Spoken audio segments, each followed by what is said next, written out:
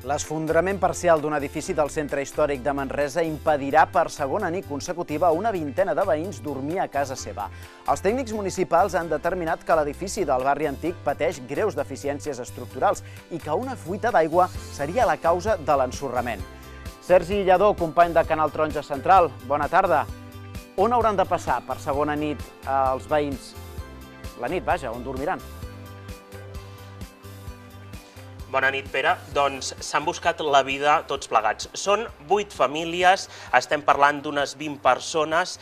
La majoria d'aquestes famílies han trobat allotjaments alternatius, però n'hi ha dues que han hagut de demanar ajuda als serveis socials de l'Ajuntament de Manresa, que els atén des d'ahir, que ja els va reallotjar ahir a la nit quan es va produir aquest ensorrament parcial d'aquest edifici de Manresa. Una d'aquestes dues famílies que ha hagut de demanar ajuda als serveis socials per reallotjar-se a partir d'ara és la que tenia llogada el Jordi en un d'aquests pisos. Jordi, bona tarda. A partir d'ara, aquesta família que tenies llogada, on anirà? Bueno, a l'Ajuntament els dona l'opció perquè diuen que en principi no tenen habitatge i hi ha un hostal, que és on han dormit ahir a la nit i on dormiran avui, però que els proposen que han de buscar lloguer, un pis de lloguer ràpid. Però el que passa que el meu llogater, en concret, diuen que clar, que abans d'una situació així seria l'Ajuntament que s'hauria de fer càrrec de buscar-los un pis. I ells el que demanen és que si aquí pagaven una renta, que l'Ajuntament els doni una renta mateixa amb un puesto. Una situació que porta aquest edifici a tapiar-lo a partir d'aquest divendres. Els que fins ara habitaven aquí tenen avui i demà per recollir les seves pertinences. Què passarà amb el teu pis que tenies de propietat aquí? Pues, en principi hem de parlar amb les assegurances, però en principi en teoria està perdut, perquè segurament no tindrien avall aquest edifici. Llavors tot el que podem parlar amb les assegurances és l'únic que... La versió està perduda. Jordi, ràpidament, aquí hi havia propietaris, llogaters i també ocupes. De fet, el pis on hi va haver la fuita d'aigua a causa de l'ensorrament estava ocupat. Estava ocupat, sí, eren els ocupes que hi havia molts de temps, també que eren amb caràcters bastant agressius i bueno, la fuita aquesta ha hagut d'estar molt de temps fins que la paret ha quedat feta sorra. De fet, hi havia moltes humitats. Gràcies a Jordi. L'Ajuntament de Manresa va reaccionar ahir ràpidament. Joan Calmet, regidor, què tal? Molt bona tarda. La responsabilitat, les actuacions que ha de prendre l'Ajuntament a partir d'ara, quines són?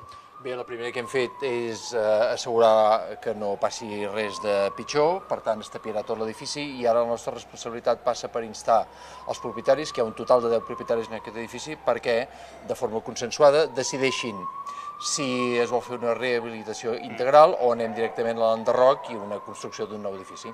Ho triaran ells. Estem al barri antic de Manresa. Tenim també aquí, que ens acompanyarà amb tu, Anna, què tal? Bona tarda. Acompanya'ns amb el Joan Calmet, perquè com a presidenta d'associació del barri antic de Manresa, no sé si aquest barri està una mica descuidat. Quina és la situació actual del barri? No, descuidat no. El que passa és que aquí es concentren la majoria de pisos que estan en una situació molt al límit, perquè fa molt de temps que no es fan actuacions, perquè fins i tot alguns no tenen propietaris i hem de buscar solucions. Això que ha passat ara pot passar en un altre edifici ben aviat. De fet, hem fet una trobada amb l'Ajuntament per a veure com podem solucionar aquest tema, que s'està creant una situació bastant greu.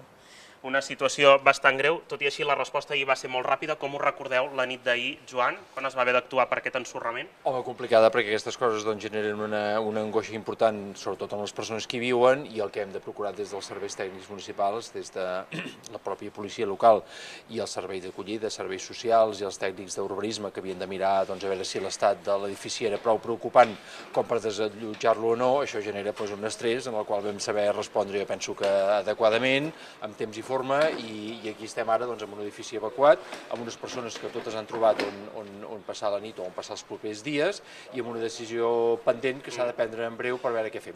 Moltes gràcies. Joan, ràpidament, Anna, com recordeu vosaltres la nit d'ahir, amb un parell de paraules?